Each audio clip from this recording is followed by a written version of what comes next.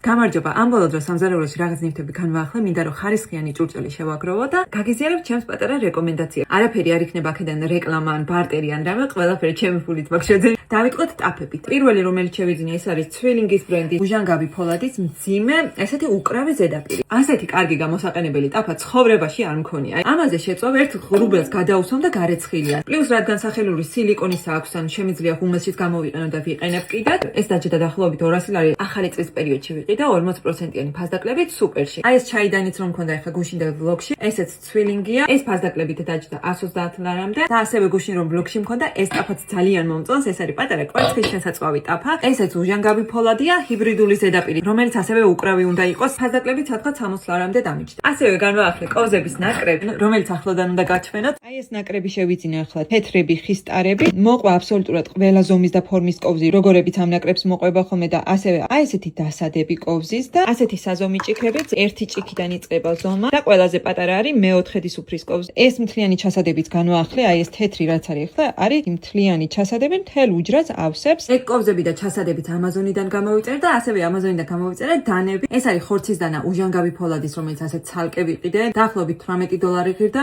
ძალიან კარგად ჭრის. წესით ძალიან გამძლეც უნდა იყოს. ასევე გამოვწერე ორი პატარა მჭრელი დანაც. და აი ყოველდღიური გამოყენებისთვის მე მარტო ეს სამი ცალი დანა სრულიად მყოფნის. რაც შეეხება დეკორატიულ ნივთებს, კრეატორი ვარ და ლამაზად გაფორმებები მჭირდება, ამიტომ მე ხო ცხობა მიყვარს და სუპერიდან ესეთი ტკბილეულის თეფში გამოვიწერე ქართული ორნამენტებით. მე მგონი ძალიან ლამაზია, ასეთი ორნამენტებით თეფშებიც აქვს და ასევე სრულიად თეთრი, ასეთი რაღაც რძისფერი ტორტის დასადები. ბავშვობიდან ტორტებს ვაწყობ და ერთი რაღაცა ტორტის დასადები არ მქონდა, ამიტომ აწე ამაზე გავაკეთებ ხოლმე. ერთი ასეთი პაწაწუნა თეფშიც გამოვწერე, აი რაღაცა ტკბილი ბურთებისთვის მაგალითად. პრინციპში მგონი სულ ეს იყო, კიდე რომ რამეს ვიყიდი და ესე ძალიან მომეწონება, არ გამოგაპარებთ არაფერს.